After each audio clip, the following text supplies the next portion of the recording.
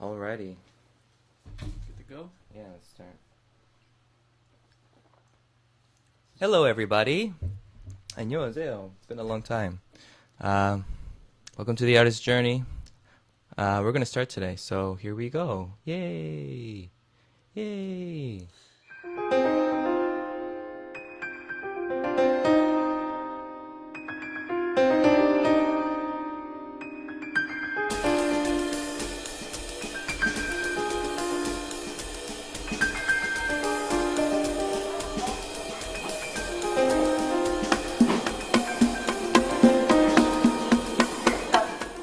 Because there's no other Smukallas in the world that I know of. So Yeah, that's the first time I've ever heard of Smukalla. So, on that note, let's welcome Dan Smukalla. That's right. Hello, everyone. Welcome. How you doing, man? I'm doing great. How are you? Good. We were just talking about video games and stuff before.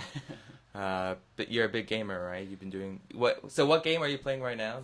So I'm trying to beat Zelda 2 on the original NES. Yeah. I'm a huge Nintendo gamer. But if anyone's ever played Zelda 2, they'll know that game is near impossible to beat. And it was so different from Part 1, too. It's so different. It was a 2D and... The side-scrolling Zelda game. Yeah. I mean, Secrets used to be so, so vague. Like, with that and Castlevania as well. Mm-hmm. You know, like, how to pass certain things, you had no idea. There's... I don't like going on the internet to, find tutorials, but sometimes it's just, I'm busy these days. I don't have time to go through every single little level and just find it. There's a hidden guy in the forest, and there's no way to know where he is. Yeah. So I just go online, find the map, and Oh my god. even so, that game is impossible. Damn.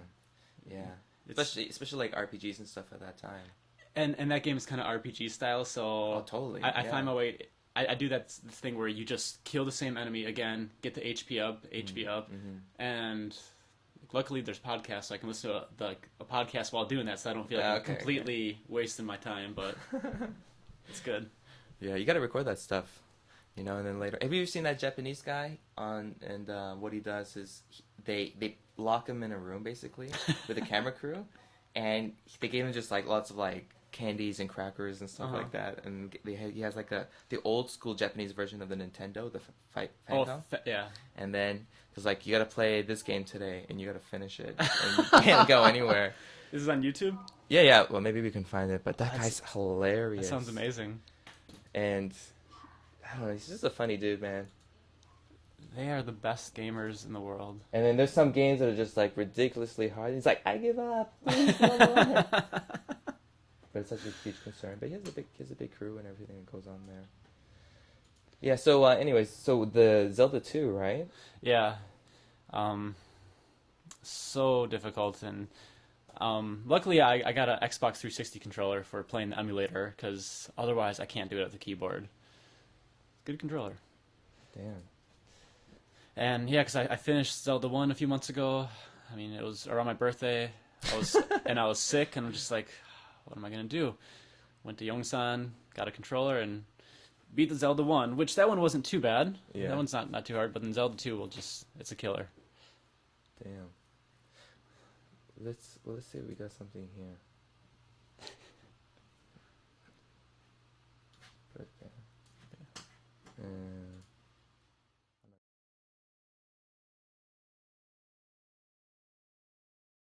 put it back here until it comes back. Yeah, these days, since those ads. They're getting longer. And they're so loud, too. You notice that? Yeah. Does anyone else notice? Oh, look at this. Look at this. Pop-ups. What's going on? Pop-ups. Pop-up videos. But I love gaming, but these days... I'm sorry. What's your favorite NES game of all time? What do you think is a classic? Well, my favorite just game of all time is Legend of Zelda: A Link to the Past on the Super Nintendo. And you beat it before? Yeah. That one's not too bad. That one's all right. But they're making a sequel to that game on the 3DS, which comes up later this year. So that makes me want to buy a 3DS to play that. Really? But time is short these days. But what about the other Zelda games that came after that? You don't really consider that as a true connection to that one? The Zelda Majora's Mask on the N64. Look at this guy. That's the second favorite game. Yeah. Love it. But I don't have time to play these days, so I just go to YouTube and I just watch those Let's Play videos of other people playing it. So I don't know what's worse, wasting time playing games or wasting time watching people play games. Oh my gosh. It's fun though. That's crazy. I mean, the one of the games I'm really into is definitely like Metal Gear. Okay. Like Metal Gear Solid. Like I played the whole series for a long time, and man, just their stories and stuff is crazy. So I'm willing. That's why I'm gonna buy the PS4.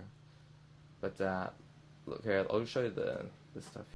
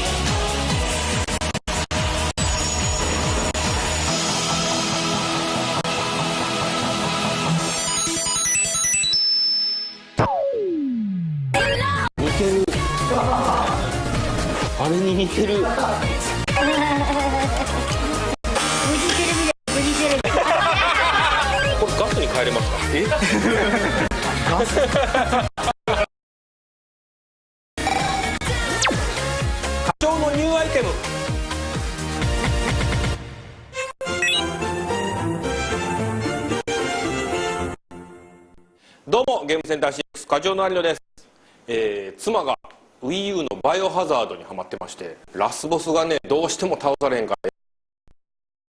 ら、猛スピードでスライディングを繰り返す。ちょっと近いいけ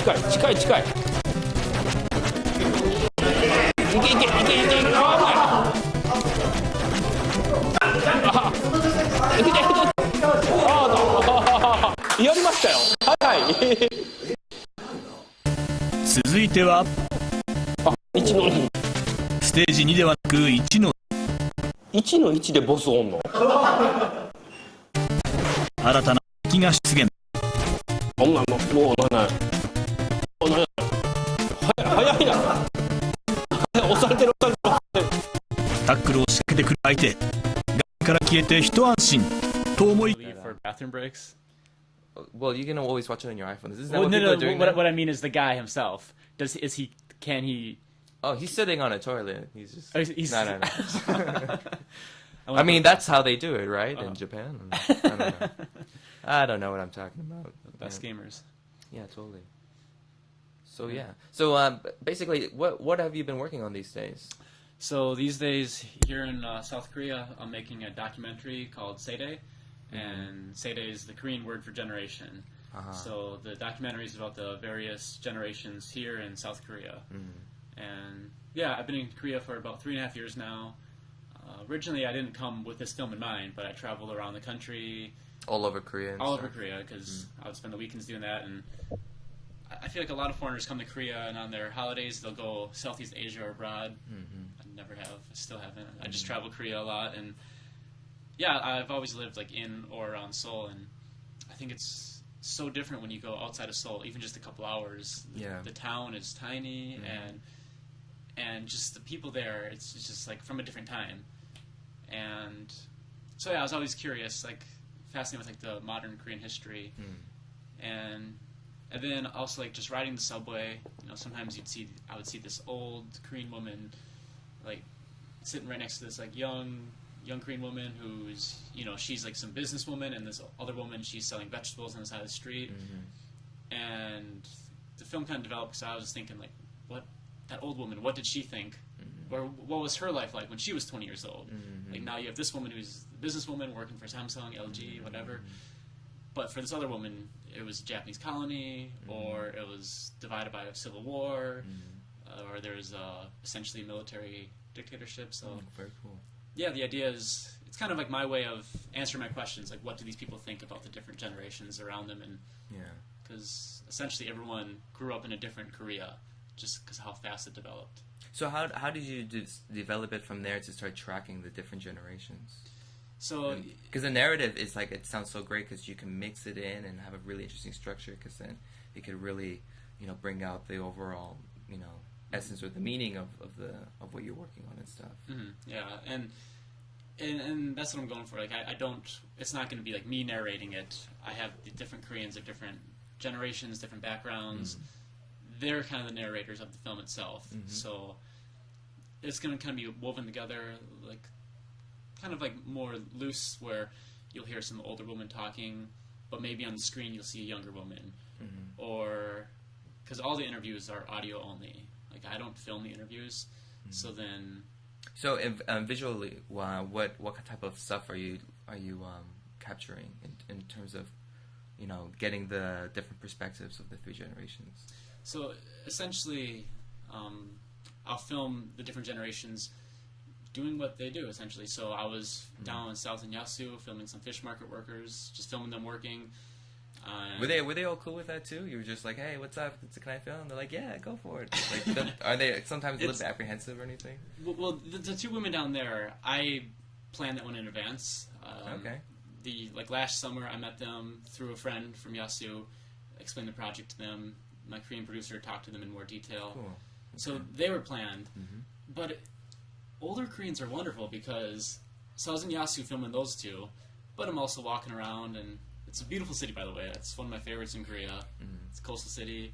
And I see these other old Koreans, like with the green onions doing their thing, and I just go up to them in Korean, I ask them, like, can I film you? And they don't care, like, okay, yeah, whatever. Like, even yesterday, I'm walking around this small village, and I see this guy, and I ask him, like, can I take your photo? And he just, like, stops and poses for me. I take the photo, and then I walk up to him because I think he wants to show me, so he wants me to show him, so I get the photo, but he just grabs my hand and puts some the chestnuts, those. Oh, nice. And he just puts them in my hand and walks away, and it's like, thank you, like paying it forward. Yeah. So I haven't had too many problems with the older Koreans with filming them. If I just go up and ask them, but with the people I focus on in the documentary, they're planned in advance. Like, I'll meet them in advance. And so, what is there a specific reason why you chose those people, or was it just kind of like, I'm kind of going this overall area? Let's just ask some. So I have, when I was developing the film, I had a list of different Koreans, different backgrounds that I want to film and interview, and from all different parts of Korea. I don't want it to be Seoul focused or whatnot. So one of them was fish market worker, and for me, one of the reasons is, from my perspective, traveling in Korea, when you're at a fish market or farms or anywhere that's more agricultural or rural-based, they're all older generations. Rarely do I see young people farming or working in a fish market. Yeah, oh my god. So it's really interesting to me. Like, even construction workers here in Seoul, they're all generally older guys. I mean, of course, there's young guys. That sounds like a Twilight Zone. Yeah, it's weird. It's just like, we're all the younger children, children of the corn, but in reverse. Children of the rice. Yeah. So children of the pop. That'd be creepy if I was filming. Oh my god, that'd be great. That'd be great for the documentary, though. Yeah. That would be awesome if you found like some type of surreal thing that happens in Korea, like paranormal activity. But that's not true. That's not a good disclaimer.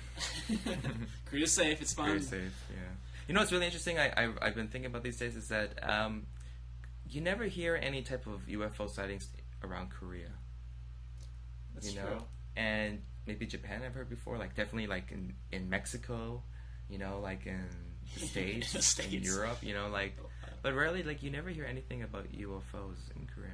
I'm just wondering if it's just like Koreans don't give a shit. It's just like whatever. Yeah. Why is that? Like, is there? I suppose like in the States now for a while, people have been talking about UFOs, Roswell, and all that. But maybe in Korea, like, there's not a cultural UFO sighting thing going on. Yeah, everyone's just like, ain't nobody got time for that. It's just like, don't care. People got work to do. Yeah. And what's really interesting? For example, when I went to, Busan? Okay. I went to Busan for the first time, and that was one of my first times kind of going out of Seoul, like on a longer distance. And one of the things that was really interesting about that was how quiet it was with a huge amount of people there. And I was like, whoa. Like, as soon as I got out of the train, I came out of the station, and I just saw a bunch of people, but it was like quiet. You know, no one was really talking or wasn't really loud. And the thing was, started walking more, started going into the downtown area, and during night they only had like one song for the entire place. So, you know, when you're walking like in Myeongdong area or Itaewon or whatever, there's like waves of sound from the different places. Sensory overload. Or like Etude has zoom zoom, like has Cafe Pascucci, blah blah blah blah, you know, and then the women screaming like. Yeah, and everyone's got a giving mic everything. and shit, and then you know, oh man, and all you do is you just like go forward. And when I went to Busan, it was like, you know, they had stores and everything, but there was like, at least that one song. I just realized that was really interesting how they had it set up like that, because people are getting more focused, I guess, on one basic thing. I don't know, the entire place or whatever it is, and instead of like each place trying to, you know, trying to take you in by like their older, you know, marketing strategies and music, you know, and stuff like that. So, yeah, what kind of a place did you find that was really interesting, unique from the rest of Korea? I think the most interesting place so far I've been to is, well, so I'm from the Midwest in the States, so there's no ocean, it's all flat, there's no islands. So for me, I love the islands, like especially in Choranam-do, there's islands everywhere. And when I was in Yasu, I had some extra time, so I took a ferry to a place called Kamundo. I always know, my Korean friends can never understand me. Kamundo. It's essentially, you got Jeju, you got mainland Korea, and it's dead center. So it's 2.5 hour ferry ride from mainland Korea. So, and being there was completely different from the rest of Korea. There's no franchises for one. There's no GS25, no 7-Eleven, no convenience stores. It's all seafood. But it was so quiet, and walking around at nighttime, and it's just silent. And walking around the mountain, and there's corn, just like little corn patches everywhere, so it kind of smelt like Midwest in a way, but it's totally not, looking around. Yeah. And so that was one of the most interesting areas, because once again, there were no young people there. Like, even on the boat ride, it was... Again? It was... God damn it. I love the old Ajashi and Ajimas. They're wonderful to me. Like, I'm on the boat, and I'm just trying to, like, film some islands and stuff, and this old guy, he's a little bit tipsy, he's like, oh, very good shot, good shot. Yeah, and yeah. They're trying to get me to drink and giving me, like, trying to give me squid and all these snacks, and Cool. it's great. Yeah, that's great. It seems like you seem very approachable in those circumstances, right? Because people just come up to you, and like you've never had like a really bad encounter with Korean people at all. No, you know? not really. Like And for me, as like filming people, I don't like to get up in someone's face with the camera without asking them. So if I'm getting somewhere close, I'll ask like, "Oh, can I film you?" And they usually don't care anyway. So yeah, I've had good experiences with all of them. So Cool. So do you have you worked on any other films before this and stuff? yeah. like- So my background is more with cinematography. Cool. So Yeah. I've worked on different short films and different other documentaries as a cameraman. So with this documentary, it's the first time that I'm filling all these other shoes. I mean, I have other crew, obviously, but I'm directing this, I'm shooting it, I'm editing it, so that's an experience for me. And because essentially it's a story I want to tell or I want to shoot, but no one else was making it, so I was like, well, I guess I'll just make it. And so it's been a good experience, but and then aside from that, I work like freelance, doing different video jobs or photography stuff. So in terms of meetings and everything, with like all the other people, have you done all of that already, or are you still working on it now? Still working on getting people. So our target is 50 people to film an interview. 50 people. 50. 'Cause, Wow. Yeah, That's a lot of content. That's more than I'll use. Yeah. But I want to have as wide of a view of Korea as I can, because I always get annoyed when people always say, "Oh, Koreans do this, Koreans do that," but there's 50 million people in this country. Of course. So when you say, "Oh, Koreans think like this," it's like, well, no, they don't. Like, I mean, the people I'm filming, they have so many different views and backgrounds, and even people within the same generation. Right. Politically, for example, like one could be super liberal, one's super conservative. So I want to show that, and to do so, I feel like 50 would give me a general range to work with, so I can kind of show as wide of a view of Korea as I can. Very cool. So, when do you like expect to finish the project by? Like, Looking what's your for next summer. next summer. Yeah. So the good idea is film it for the rest of this year and maybe a little bit into next year, and winter, like early next year, go full on into editing and post-production, and hopefully have it done by the summer. For one, just because it needs to get done, and also that would put us at a lot of film festivals are in the fall, so the deadlines are end of the summer. So if I can get it done... Like this guy, smart kid here. He's got pizzazz. He knows what's going on with the ranks. So if I can get it done by July, like, then I can make the deadlines for a lot of international film festivals, including Busan, hopefully. Nice. Are you going to go to Busan Festival this year? Yes. The producer on this documentary, Aurelian. Good guy. Hello, Aurelian. Thank nice you. to see you. Thanks for setting this up, Aurelian. Yeah. He got us some passes for that, so we'll be able to meet some other filmmakers and see some movies. So that's gonna be great, alright? I look forward to it. That's like one of the best moments, just filmmakers and filmgoers just all going together. Is there any films that you're looking forward to that you want to see? I haven't checked what's going on in Busan. Did you go last year? I've actually never been to the Busan Film Festival. I've been to Jeonju many times. Okay, I like that one a lot, but for whatever reason, I just never get to go to Busan. So. Was there any films in Jeonju that really stood out for you and stuff that you remember? Yeah, I saw. They had a theme, like Midnight Obsessions, where basically it starts at midnight and they play 3 films and you're done at like 5 in the morning. And they're late because they're the weird films. That's awesome. I love that. That's a great description. They're late because they're the weirdest films. And if anyone's awake, exactly. And I'm so glad I saw that because are they so creepy that they're VHSs? Dude, we found this in the basement. It's a VHS. Check us out. We don't know who made this or whatever. Dust it off. Check it out. But I love film festivals, but there's times when I'm watching a movie, and this happened at Jeonju, where I'm watching it, and I'm thinking, this gives me hope, because if this film can get in, then maybe mine could too. Because I'm just like, what's going on here? What did you see? Just some really obscure films, which I like weird indie obscure films.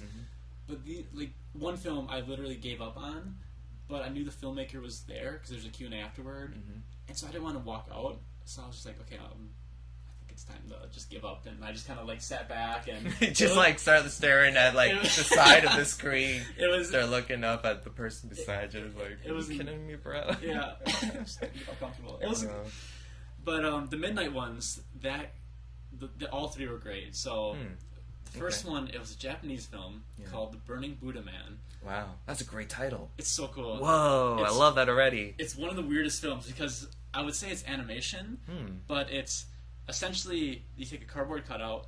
So it's Burning Buddha Man. There's not too much on YouTube about it, but they do have some stuff. I've seen it. So the style of animation, it's not like hand-drawn animation. Like you draw on a little 2D figure, and then someone's literally moving it with a stick. Okay. And so it's like shadow or just puppets, basically. In a way, yeah. Okay. Oh, there we go. Yeah. This one here? Yeah. Oh wow! Oh, that looks awesome.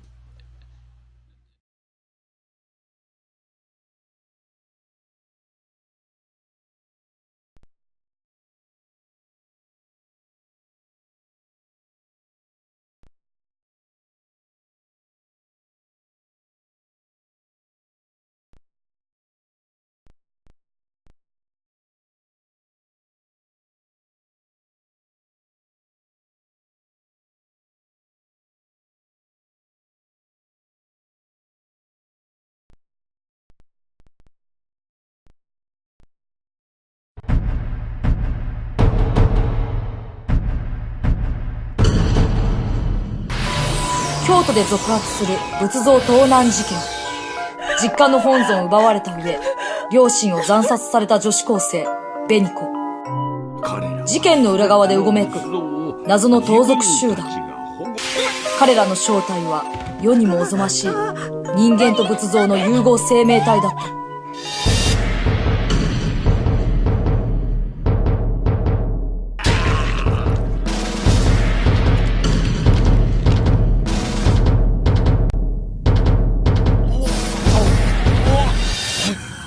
燃える仏像人間。じゃあなんであんたらの寺に私のお父さんとお母さんがいるのよ。それ周りに仏像がたくさんあったし、本当はあんたたちが仏像を盗んでるんじゃないの？実は彼らはかわいそうな子たちなんだよ。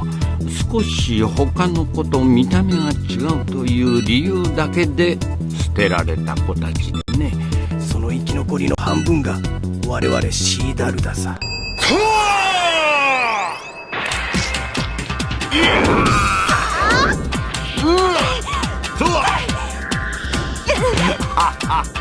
どうだね。私と融合してもっともっと神々しい存在として生き続けないかい？ Name for it somewhere like that style. I don't know what to call it though, but check it out. That looks awesome. I really like that. That kind of looks like certain trailers for like God of War. Okay. Or like Infamous, where they started. There are some parts where they're really big on CGI, but what they do is they have like really nice like cutout pieces of the characters and stuff, and they make these amazing like overlays and like directions of things spooning in and out. It's like on a larger AAA scale, but Is stuff. it like Dragon Ball Z style? You mean like where they're like you said like a cutout and then like what things are moving around in the background? Or? Yeah, like how they set up, I guess, in a VFX way is like they have. You know, for example, it's like a battle, and they literally hand-drawn all these different characters and stuff, right? And then they just make them all into separate layers, and they put them like on a 3D like surface, you know. And then when they do that, and they move the camera through it, just like how it pops out and how it works in. It's really awesome. It's like that, but like I think they really raise the stakes. That's cool though. So the Burning Buddha Man. Yeah, check it out. What a great title. And it's so weird in the film. There's like some machine, and the people, if they put a Buddha statue and then they go in it, and then they merge with the Buddha statue, and Wow, it's weird. Yeah, have you seen Tetsuo, the Iron Man? No, I haven't. That's like a Japanese film. It was like that is like the David Lynch of Japan. Okay. And it was really creepy. It was like, and it's all, and I don't even know if I want to show right now because it's Sunday morning and. But we already saw this. Only one weird Japanese animated film. But if you're listening to this at night, come on out. Yeah. But Tetsuo the Iron, maybe we can watch it later. Okay. It's like this guy. He's just going crazy, and he's like slowly turning into metal. But it's very just because it's in black and white and the high contrast and the sounds that he uses. You know, like David Lynch, when I listen to him, his stuff is very like atmospheric and it starts to hypnotize you in a way.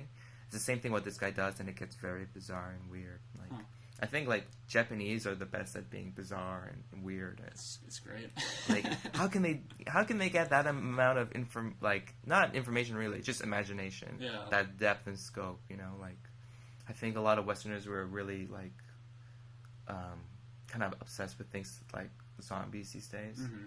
Japan's were like beyond that. Yeah, that's old for them. Yeah. There's a great YouTuber, I forgot the name of it, but basically he takes Japanese video games and he analyzes the cultural significance of it, like why different elements are used, and breaks it down with like historic Japanese culture, and it's pretty cool. Cool.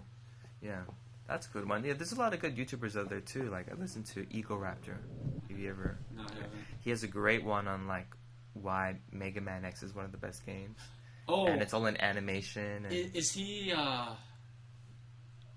He's a funny dude. Does he talk about the tutorials like Mega Man? Yeah. Okay, yeah. I've seen that. That's so funny. I love his stuff, man, because he does. First of all, he has a great voice, and you know the animation that he does as well is really expressive. And stuff. Oh, that's right. Like really crazy expressions. Yeah. He's like a game programmer, isn't he, or a student, or? That's what my friend told me. I have no idea what he's doing now, but he seems to be doing pretty good. He breaks it down perfectly though, with, like the tutorials, like Zelda 2. There is no tutorial. It never stops and says, "Oh, this is what you have to do now." Yeah. I was playing Super Mario Brothers Wii U. My friend's Wii U, and you know I was dying a couple times. It's not a hard game, but I was still dying because you just become impatient. So I knew what to do, but I wasn't doing it. And then all of a sudden, a little box pops up and is like, "Hit this box, and Luigi will show you how to do it." Cool. It's just like, it's too easy. Like I don't want to watch the game do it for me and then show me. Like that kind of takes out so much of it. It makes it too easy. Yeah, definitely. Like what I'm working at a game company now, right? Okay. So, but what we usually do is like educational games for kids, right? It's called Wise Kids. So My role there is basically as a concept designer, right? So as a concept designer, I'm more doing the pre-production work, but because our place is so small, you have to do a little bit of everything and make sure everything's good until the end. And tutorials is a huge issue as well, because when you're doing educational content, you feel like, oh, maybe you have to give them a tutorial, but the most important thing is everything has to feel as intuitive as possible, right? They're young kids. How can they read a tutorial or something? Yeah, exactly. You know, like it's not going to work for them. So then that's why you need these little clues and hints and stuff. You know, like those, like the Mega Man X, right? It shows you perfectly. Yeah. Like, and that's a great like just philosophy in life. You know, it's just once you keep going, if you turn back, you can look back, but you can never go back or something. You know, you have to keep moving forward and stuff. So, you know, that's when I started really getting into like game design. You know, as an overall like anatomy structure for how a game works together in different parts. You know, because like all the artists like, yeah, we made all the shit. We're running this town, and all the programmers like, oh, that's not right. You know, we're building this stuff into real things. So yeah, it's pretty cool.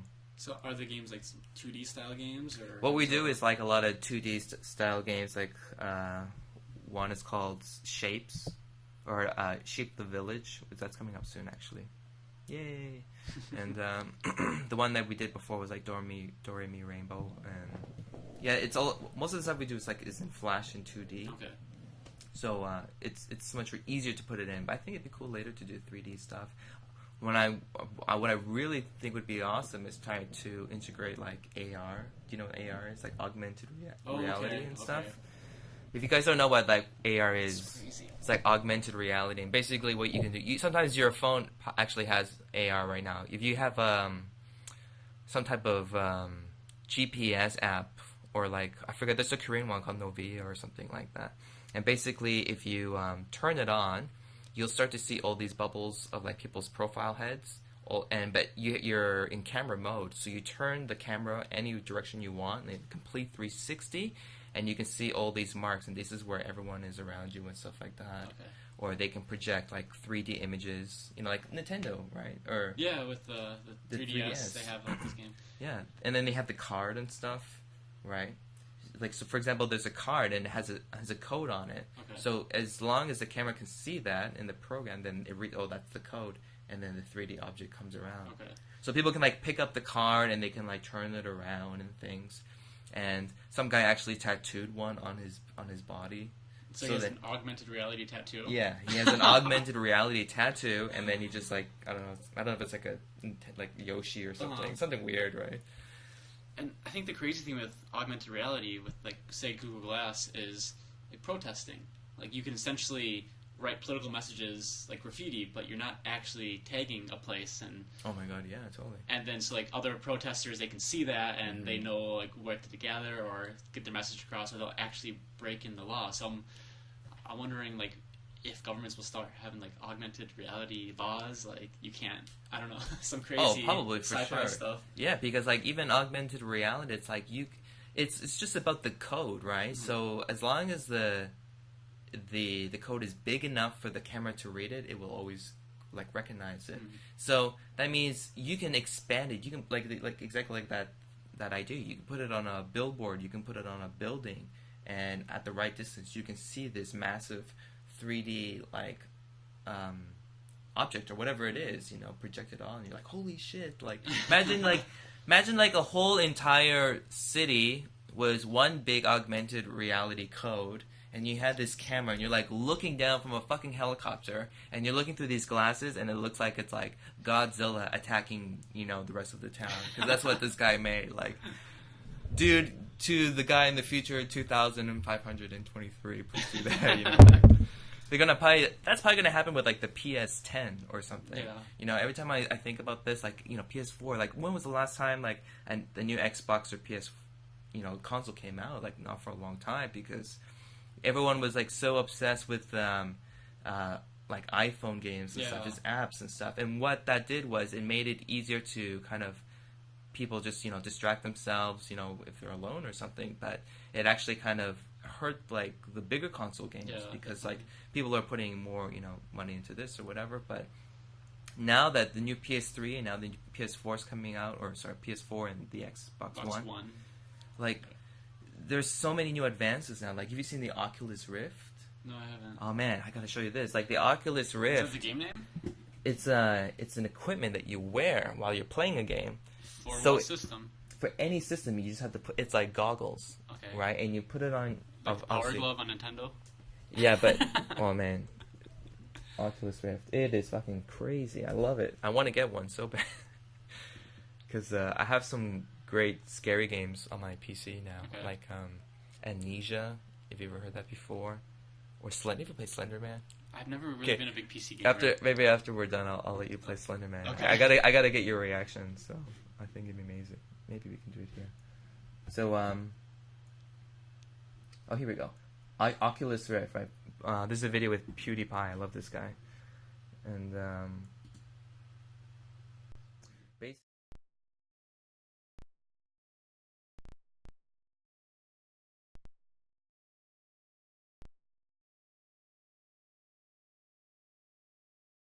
작년엔 25이었고 올해는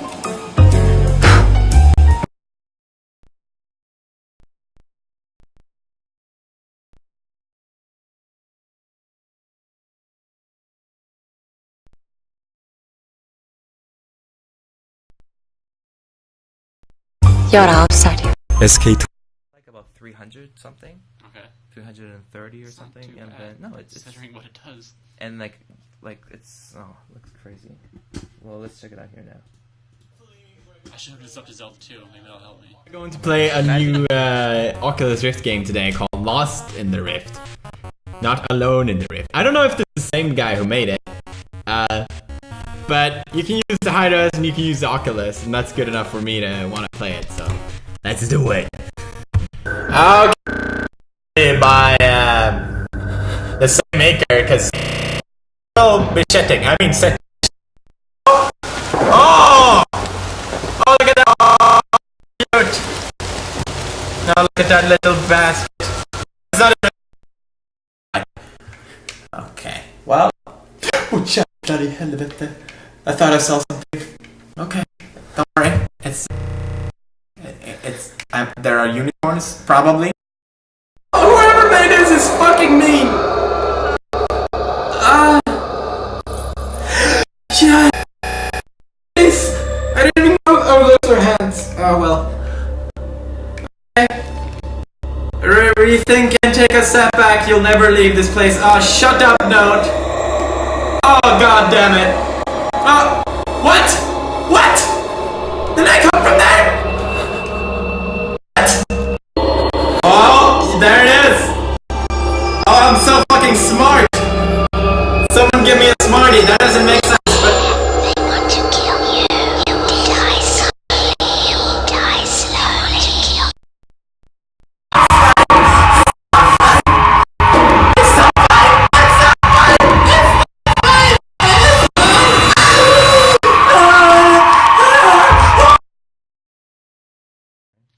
And I want to try that.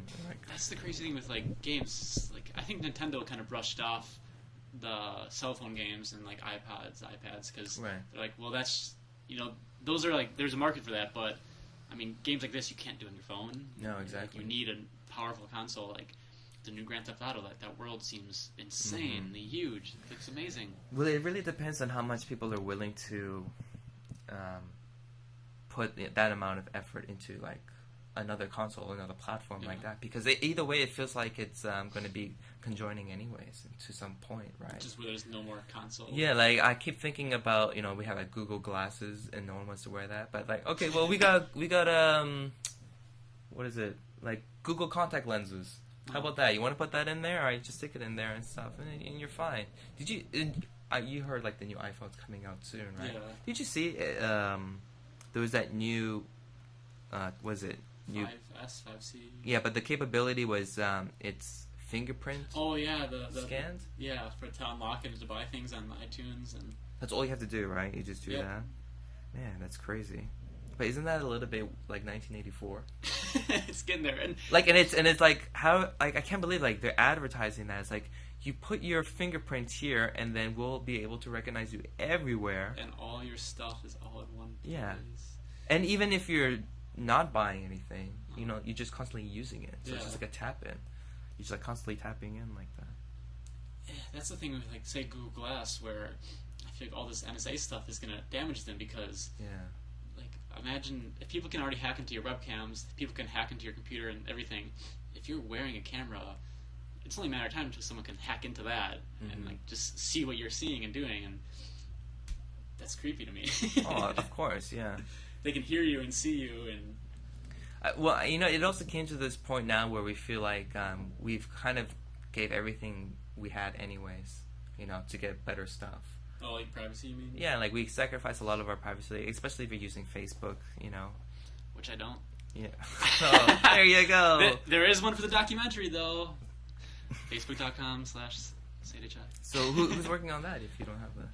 Aurelian, and there's another person who's helping out, assistant producer, Ojiwan Nathan. He's working on that as well. Like, he runs the social media on the Korean side of things. So we have that, and, Twitter for the film, and you're off the grid. I'm off the grid, and it's so funny because so excited. all my friends and family back home, they see this and like, oh, Dan finally got Facebook. He gave in. So people will comment like, "Hey Dan, what's up?" And hey guys, that's not me. Like, it's not my Facebook. It's the documentary's Facebook. Right. So I'm still still not on Facebook, guys. Technically, he's not in there yet. Technically, yeah, I found a loophole. So I guess, do you think it'd be really easy for you to give up like internet for a year? My computer was down for a week last week, and that was a struggle. Like, really, I was at home, just like, what am I gonna do now? Like, I'm just gonna go to sleep. So I slept better. I had less distractions. That's true. You actually sleep worse when you have like a phone or something nearby. Like I'm always listening to podcasts while sleeping, and but internet without a year. I mean, of course I could do it, but it's just like, do I want to do it? I love having all that information out there. It's amazing, knowing what's happening. So when I get into the editing phase of the documentary, I want to try to wean off a little bit and just focus on the editing, because internet is a huge distraction. Oh, of course. So maybe like you got to just get that out of your system. The internet. Yeah, like, dude, that should be like the first thing you do in the morning is just fuck around, just like.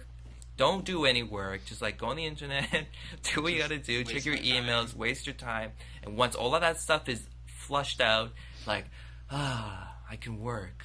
And then you go to work, and then you listen to some music, you listen to some podcasting or whatever, and everything is okay for the rest of the day because you went through all your distractions. Going back to Japan, actually, I read an article where they have these youth camps where these kids are addicted to the internet. And basically, they go there, and no phones, no internet, nothing. And they have special counselors to, like, talk to them about it, because these kids, like, they need It's like their Lord internet. of the Flies almost. Yeah, it's insane. So, but I'm getting there, too, because when I had no computer, I'm in my house, I'm doing my dishes, and just, like, there's no noise. Because I always have background noise, podcast, music, or something. Just like, this is weird. Yeah, well, you know what? I think it's just, like, another... trait or characteristic of things going into like transhumanism, you know, where it's like the merging of technology and humans together on a more personal level, right? Like we're always trying to like ignore reality by creating another reality, you know, and then when we get better at that, and the best innovator for that right now is games, right? And like people love games. Like games can make so much. Like they make over $4 billion in profit a year. Insane. You know, as an industry, and it's not even porno, right? That's crazy. Now they can merge the two. Yeah. They're obviously gonna do that, right? Like, but the thing is, like, they will like affect each other in either way, because like they're both, I don't know, in the same economy of just like of making profit and stuff. But yeah, like. Oculus Rift, people are definitely gonna be having sex with like these 3D polygons. Like in things. It's gonna Demolition be crazy. Man. Demolition Man. Taco Bell's still gonna be around. No one's not gonna know how to use the three seashells. What do you mean I gotta use the three seashells, Jerry? As long as Taco Bell's around, I'm cool. Taco Bell's always gonna be around. I hope so. That stuff is meant to be preserved. They just built one in Gangnam, which is a bit closer to my home. Dangerous. Yeah. Dangerous. They need one in this place. Up in Adam. There's nothing here. Yeah. So good. And they have the potato taco here in Korea. The potato taco? I'm vegetarian, so I always get the potato... At Taco Bell? Yeah, I think for fast food, No, but they have it there. Like they have a vegetarian What's list? a potato taco? Well, it's not like a vegetarian menu, but bean burritos, they have vegetarian salads. Oh, really? Like the taco salads. But the potato taco, that's what the U.S. needs for Taco Bell. Potato taco. Yeah. So good. Damn. How long have you been a vegetarian for? All in all, about 10-ish years. Wow. Well, really? What do you mean all in all? Okay. Like, what are the exceptions? Like eggs? Eggs are okay? So now I eat eggs. Well, I was vegan in the States for 7-ish years. Yeah. And people have given me shit for this because they'll call me a vegan of convenience. Because I was vegan, I came to Korea for the first time, and I was like, well, new country, new culture. I want to experience the new country and culture, and food is a big part of it. And socially, it's a big part. So when I first came to Korea, I had meat, galbi, all that stuff. I had horse when I was in Jeju. So you were okay eating that, even though you had like a vegetarian background? Yeah, I mean, I don't understand. Like, I guess it's like there's so many different types of vegetarians that I meet that like it feels like the reason why you want to eat and why you don't want to eat and stuff. Is a big factor. Well, like I don't think it's wrong to eat an animal. If I don't have to, it's cool. And I was vegan for so long that I prefer veggie food anyway. So even when I had meat in Korea, it was more the experience, but I would still prefer just to eat the vegetable side dishes and stuff. I'm not trying to justify that. I had meat. I don't no problem with that. But after being in Korea for a while, like I knew the language well enough, and I've had the food, so not vegan, just vegetarian, because I feel even for a Korean in Korea, vegan is near impossible. Yeah, absolutely. So that was when I was in that one island that I mentioned to you, being vegetarian there, because I don't. Some vegetarians eat seafood, but I don't. And there's nothing for me there. There's just seafood restaurants. Luckily, there was some sort of convenience store, so I just got some chips and snacks. So in that regards, like, I think a vegetarian diet can be healthy, but that weekend for me was not, because I'm just eating junk food. Yeah, but I guess like if you're trying to go through that process, like sometimes don't you feel like there's some sacrifices to be made? Gotta eat some squid, like or some escargot or something. And like if I had to, I would definitely. I have no problem. And in the future, I plan to travel to some other random countries where I feel like when you're traveling, some countries you have no option. I was in Ukraine. I had meat there because what else am I going to eat in Ukraine and Poland if I'm vegetarian? So. Awesome. So next trip, definitely go to Ukraine. So other vegetarians might call me a hypocrite, but I don't think it's wrong to eat animals. I think I just prefer not to, so I don't need to. So. Yeah. But if I'm sick and dying, I'll eat a cow, whatever. I come first. Sure. Let's go get some burgers after this. No. In Korea, you're fine now. In right? Korea, there's a lot of vegetarian options in Korea now. There's veggie burgers, and I'll cook tofu at home. I think that's pretty important. Being a vegetarian yourself is like always being able to cook for yourself and stuff. I merged the two. I get the sweet bulgogi sauce, but I marinate it with some tofu. Oh, there you go. Good. And you can get fried tofu, which is pretty good. It's excellent. So yeah. But the funny thing about being a vegetarian in Korea is, for whatever reason, ham is not considered meat. Why? I order a dish and I tell them like, in Korean I'll tell them no meat please, like a kimbap, and they'll still put ham in it. And I was always confused. I'm like, excuse me, I said no meat. I'm like, yeah, no meat, ham. I'm like, what? So now I need to say no ham, please. And other vegetarians, they said the same thing. Like they'll get kimbap or different other dishes, and they'll still, for whatever reason, ham is not meat. I haven't figured this one out yet. Oh, I think it's just because they don't listen to you. Maybe. So it's like, yeah, whatever, kid. Just like roll it up. What is this? Ham? Like, oh, you want that shit up too? All right, kid. Throw it out. The worst time with that though, I was at one of the kimbap places. I was at one of those kimbap places where they already have like those stacks of kimbap ready to sell. It was around lunchtime, so they got them ready, so you just come get it. For the non-Korean people, kimbap is like Korean sushi, I guess you could say. Sure. And I tell her, kimbap, but no ham. So she takes one of the pre-made ones, and with her bare hand, no gloves, she just starts picking out the ham and eating it. Oh, nice. And I'm just That's like, sexy. Did she wink at you? Cue the music. Dude. I was too focused on the kimbap itself. Oh yeah. Needless to say, I did not Just eat like that. look at me when you're eating. You're like, oh god, what is this feeling? So damn. I did not eat that kimbap. I said, Now I understand the travesty. Yeah, being vegetarian. Being vegetarian, man. Yeah. But it's my burden. That's why. That's my cross, man.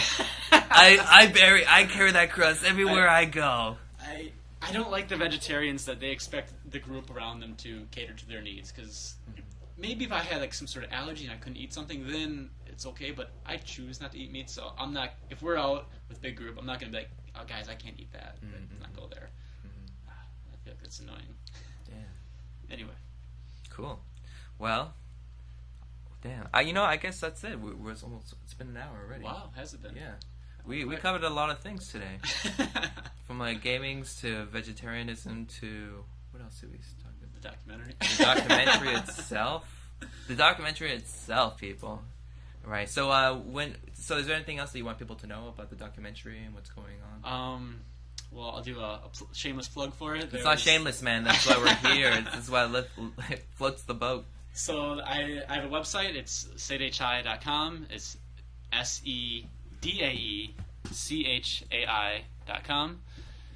SEDAECHAI.com. Which is Sedaechai, which is Generation Gap, but the title is now just Sedai. And there's also the Facebook for it, which is Facebook.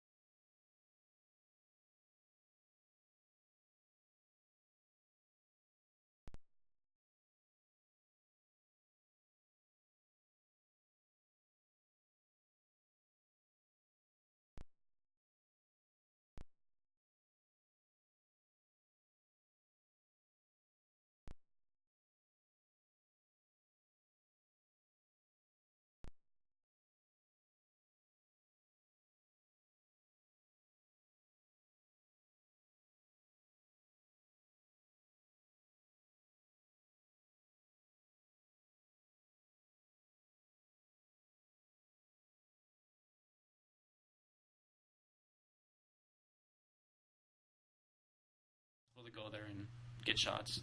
Cool. I mean, so yeah, these are all different photos I've taken throughout the production. There's me with Green Tea Farmer and Bosang. Very nice. So, awesome, great. Good times. Cool, man. Well, thanks a lot for coming out. That's really interesting. It's always good to know there's a fellow gamer out there, especially 8-bit. So 8-bit. 8-bit. Yeah, boy. What? Woo-woo! Woo-woo! Yeah, so, thanks for coming out. I'm really looking forward to seeing how that develops at Sedaechai, and good luck, man. Thank you so much. I much. think it's gonna be a lot of fun, and it was awesome meeting you. Great talking with you. Cool. So, guys, that's it for today. Thanks again for checking us out. I missed you too. And hopefully we're gonna come up with some more people during the week and stuff. Gonna get back into the swing of things, and we'll see how it starts to go. So many stories to tell. All right, guys. So take care, and we'll see you later. Bye bye. Thanks, guys. Bye.